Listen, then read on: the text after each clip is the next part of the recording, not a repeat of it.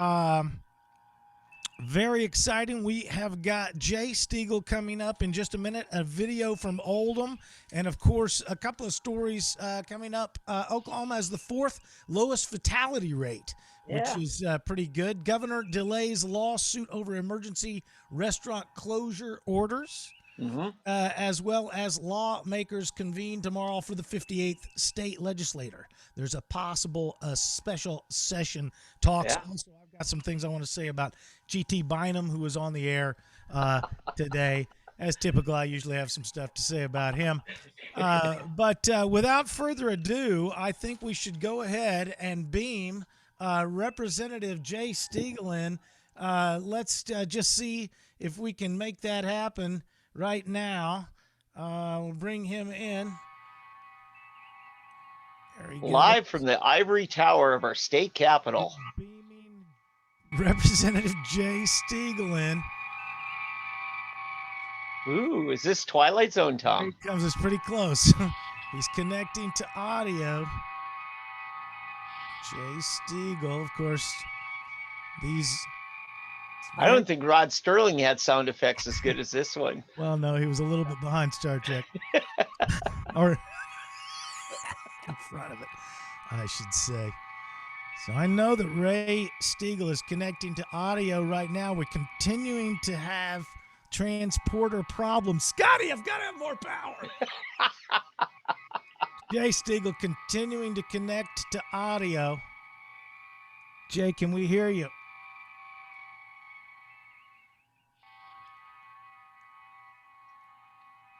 Still difficulty bringing Jay in. Second. Jay should be allowed. Yeah, let me see if I got something from Steagal. He said, I'm in.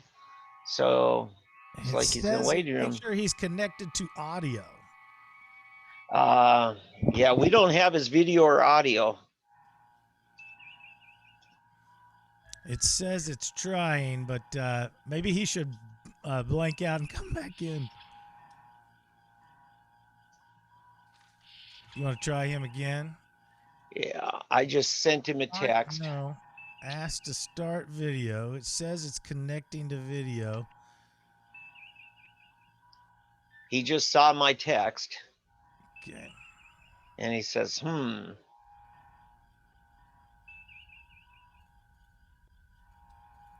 we were going to have Representative Jay Steagal on, and it was going to work great when it happened. So, let me, while I get a chance here, let me just copy this text. Oh, I got to copy this text. .org.com, and then just let me paste it. There we go. Okay. So I copy and pasted that email. We're going to try to bring Jay Steagal back in again. Let's see if he would drop him out and see if we can bring him in. I'm not quite sure. We're cruising altitude right now. Yeah.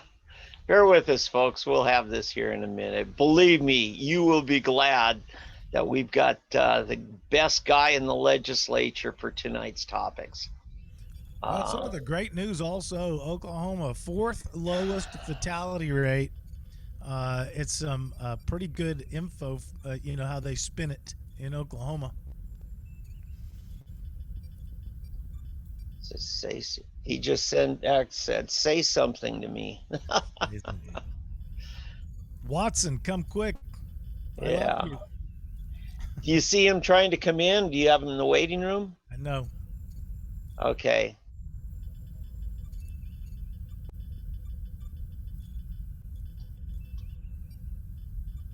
I'll tell him to try logging in again.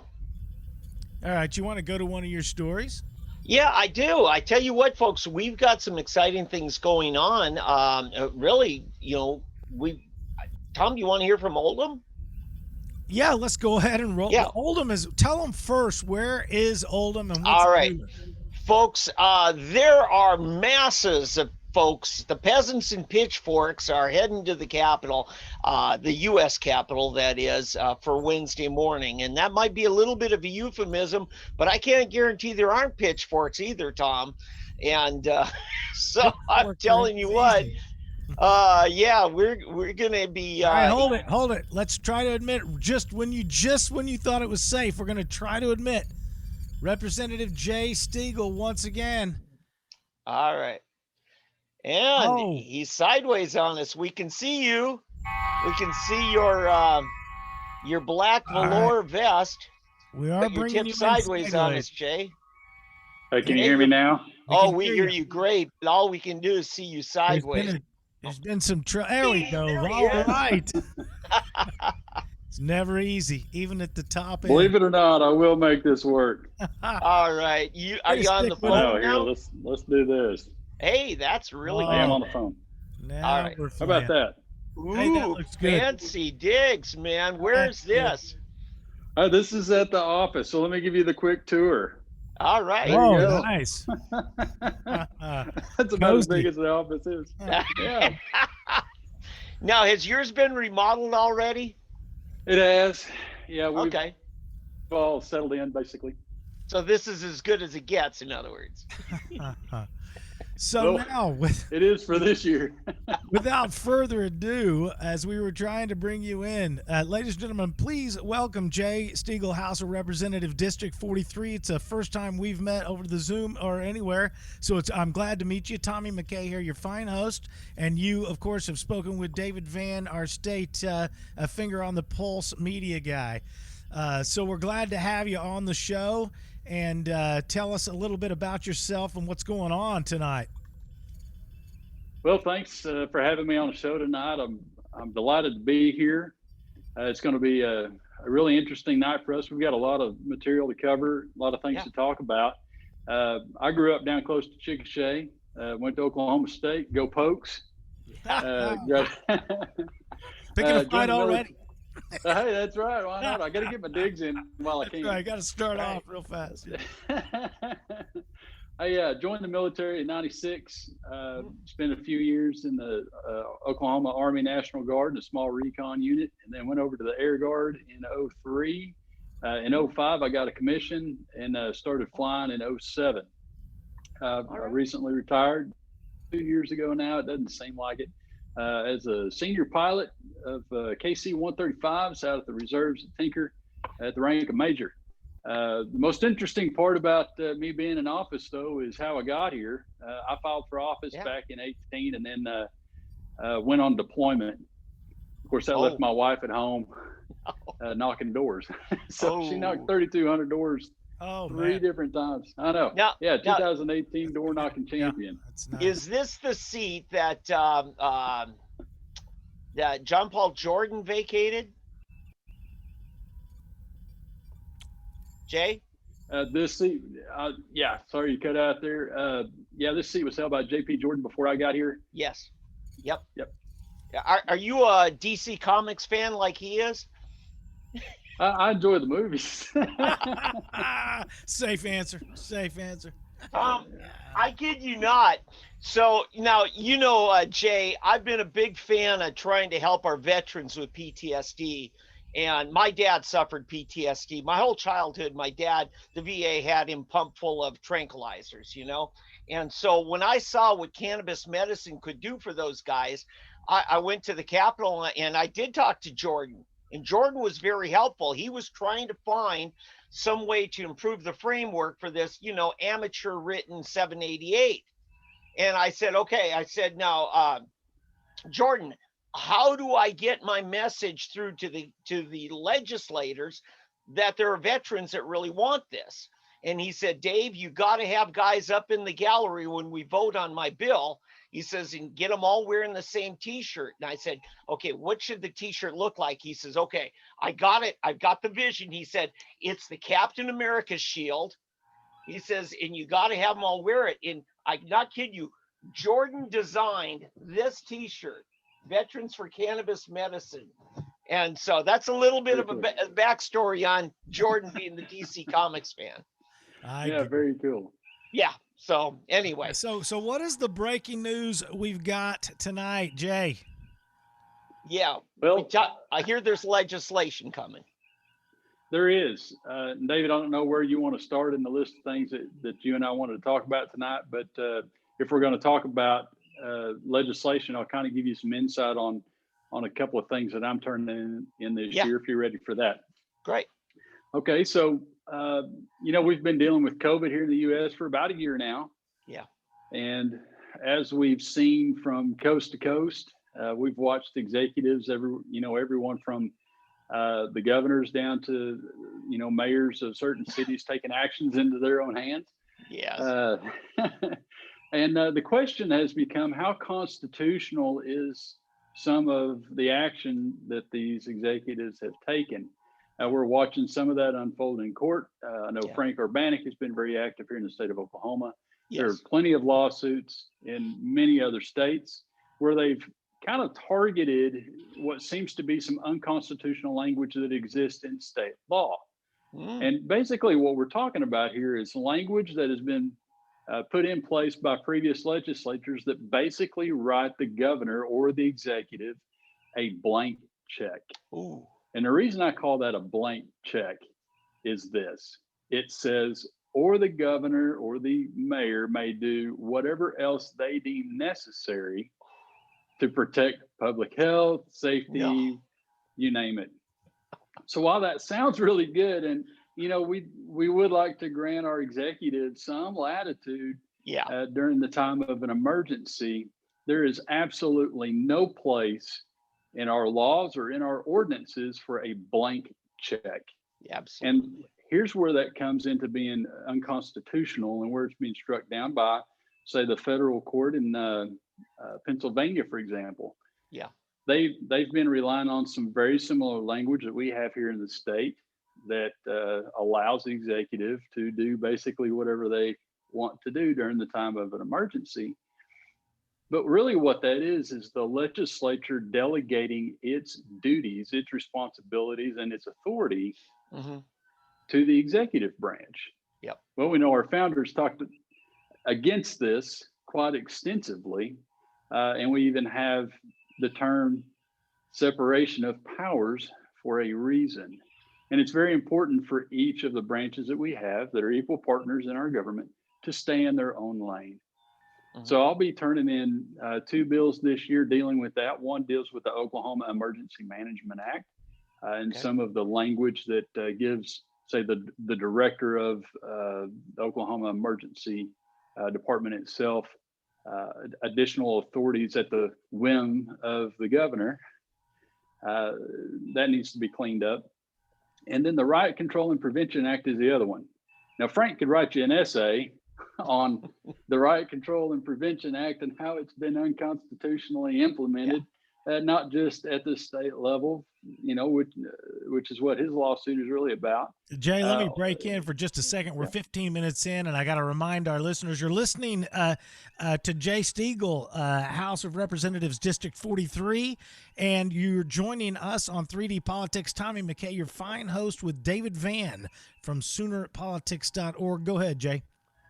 If I could, Jay, just to help break this down, because you and I know what you're talking about, but to simplify this, my understanding is there's probably 3 pieces of state statutory law that deal with different kinds of emergencies, if you will.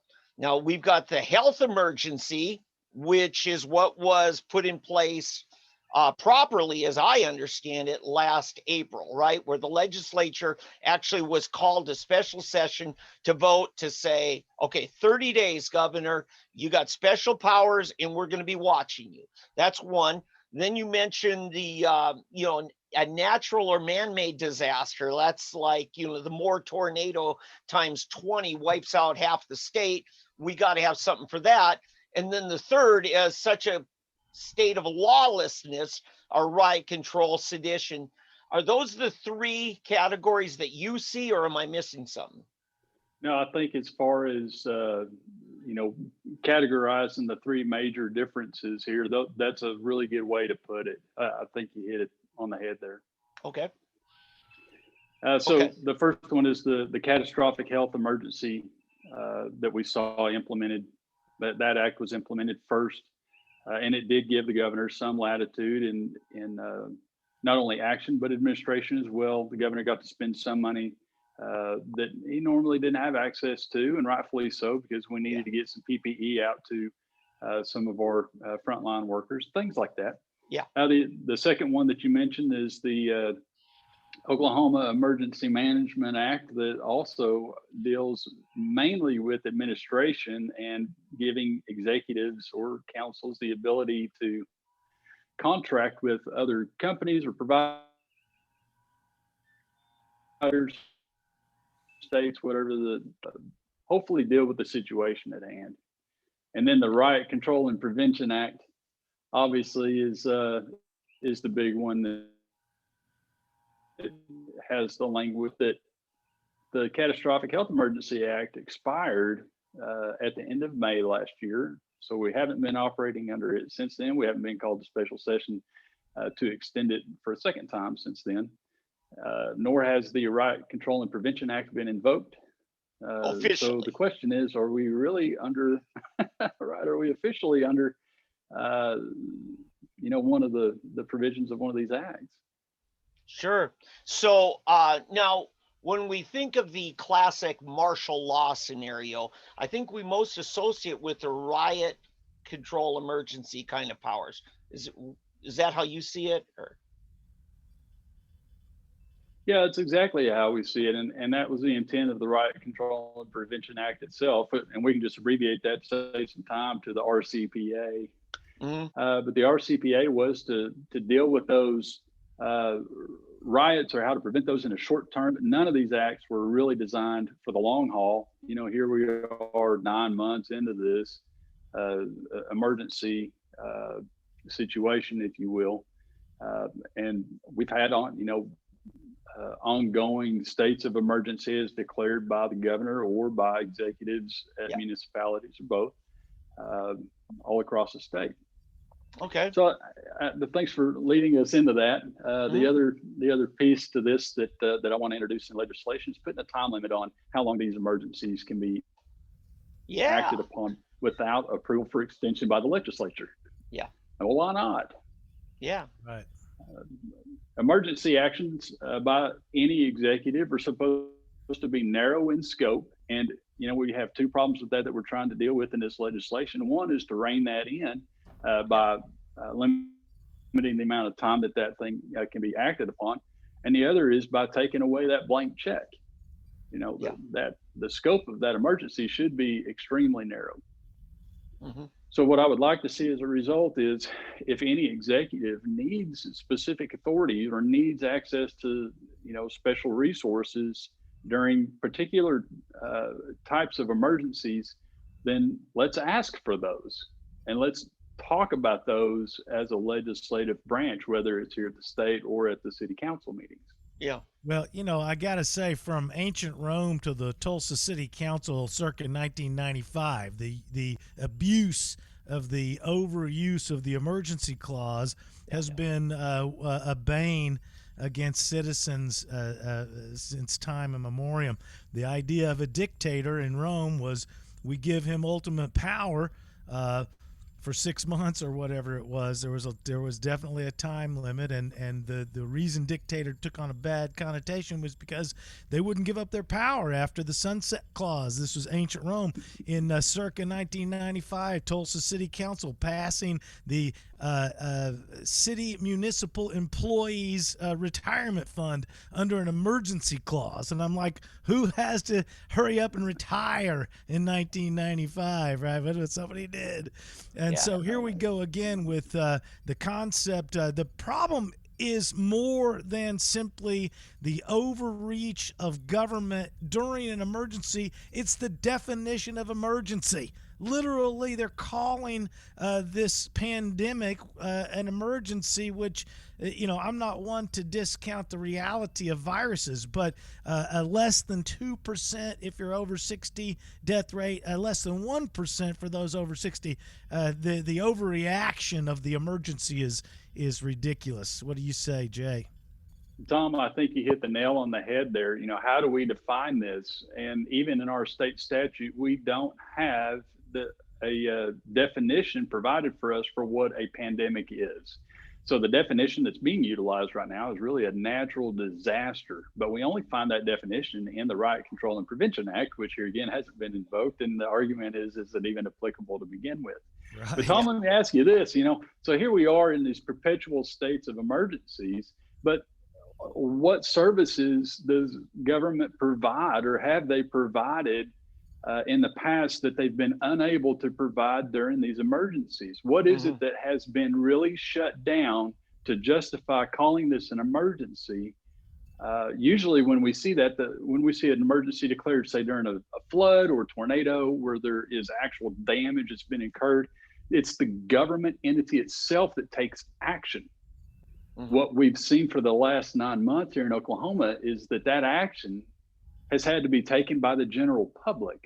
Well, the government has taken action against the general public instead of against the virus. I mean, it says they've attacked. I'll tell you what they've shut down is restaurants.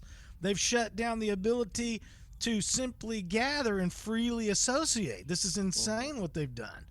They're gone off the edge. And the thing that's more dangerous than Biden in Washington or any other elected official that you might disagree with is your citizen tyrant out there who's looking to turn in Quick Trip and somebody else for having a large gathering. And you'll also notice that the large gatherings that they warned us about during Thanksgiving and Christmas, no. We just found out today it's the small gatherings that are outside, like your 5-year-old's birthday party. So, and everybody says now the medical science has changed. No. What it means, if you've changed it to now it's no longer what you said before, that equals you were wrong. You were wrong before.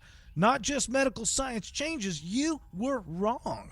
So, the problem is we're using medical science, which admittedly by experts changes all the time, instead of using political science to solve political issues. So yeah, you're right. we're one of the biggest. I'm sorry. Go ahead. Go ahead. No, I'm just ranting and finally shut it up. Well, one of the issues that we've been dealing with ever since we've encountered COVID is the constant moving of the goalposts. Initially it was staying at home for 2 weeks to flatten the curve, and once we did that, they moved the goalpost again. Oh well, now we've got to implement social distancing. Now we've got to implement mask mandates at some level. Oh, well, that isn't working anymore now. So no more meeting at church, no more singing, just pick your poison. Oh, by the way, the virus doesn't come out after 11 p.m. evidently. So I didn't know that. I'm glad that very clever virus. That somebody provided some clarification on that. Yeah. Okay. Well, right. Jay, I guess all anybody has to do to make that. Yep. Let me drill down on the concepts, because I know you're still working on the drafts for this legislation. I think you've got till like the 20th or so to get your bills filed, right? Somewhere in there. Yeah, we got one deadline. We just had one last Thursday to submit the substantive language. So that's the gist of the bill. Yeah. Well, that was 2 weeks even prior to that. So we've already passed our second deadline. We can make minor tweaks, and I think that is coming up here on us here in a week or two. Yeah. Okay. So basically, the concept like we have in the health emergency of you just got to get the legislature to agree with you that it is an emergency. A governor just cannot unilaterally usurp power. I think you're wanting to apply that to the emergency management and to the riot control, those other two emergencies. Is that right?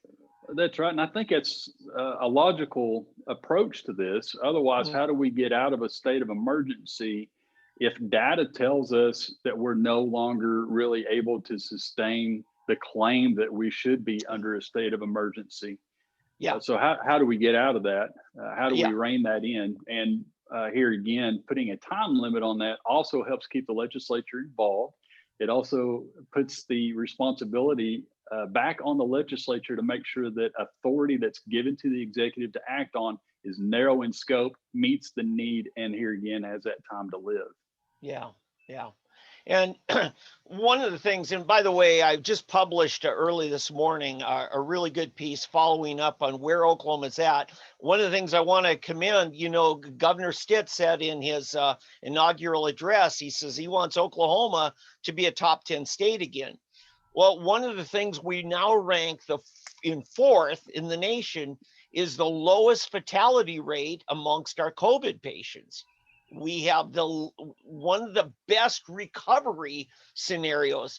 And one of the things that we were told that kind of made it make sense, even to liberty advocates like you and I, was we only have so many ICU beds and we only have so many ventilators. So we've got to flatten the curve so that we can handle, the demand for them. Now we're finding out those ventilators are basically all stored in warehouses, and we're not using them because they're killing people.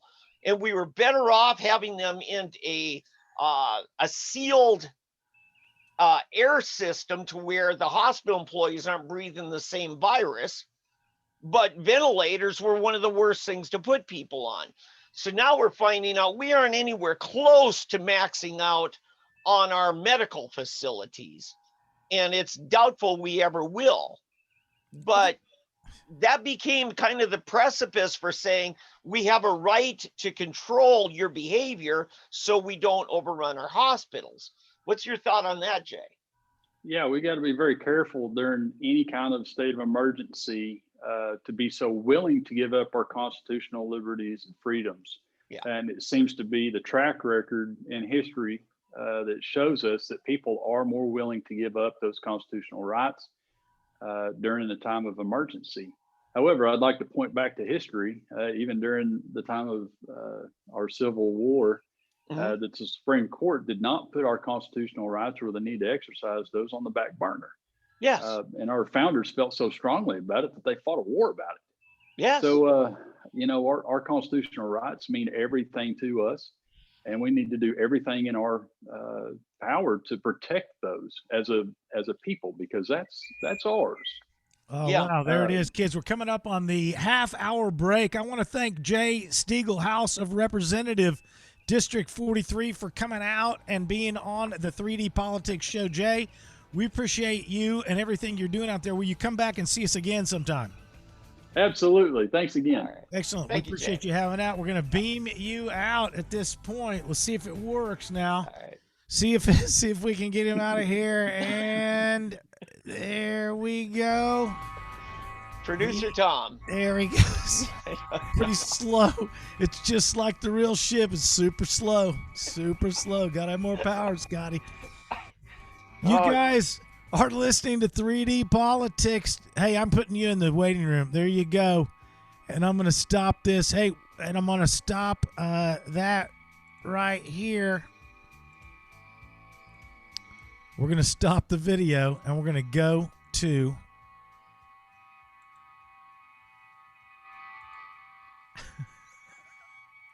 Let's see if we can do it. You ready?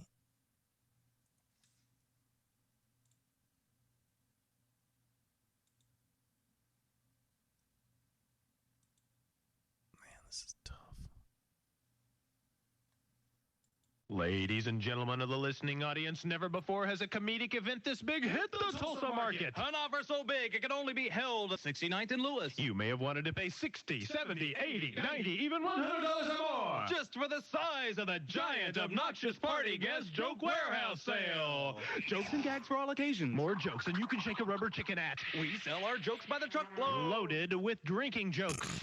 Tired of lethargic jokes. Up to our buttocks and derriere jokes. Wall-to-wall novelties and adult toys. Real savings on fake doo-doo. What's next in line at the joke warehouse? Up and coming vomit jokes. Guaranteed to gag. So come on down to the giant obnoxious party guest joke warehouse sale. We're not kidding. We sell jokes. Oh my God. That was horrible. Oh my God. Oh, I'm sorry to have it happen, but we tried it. We tried it. It was tough. 3D Politics. Let's bring him back in. Thank God he wasn't here when it happened. Tom, the We best just thing had- about that break is it will get better. I don't know. I don't think I ever stopped the recording like I was supposed to. Oh my God.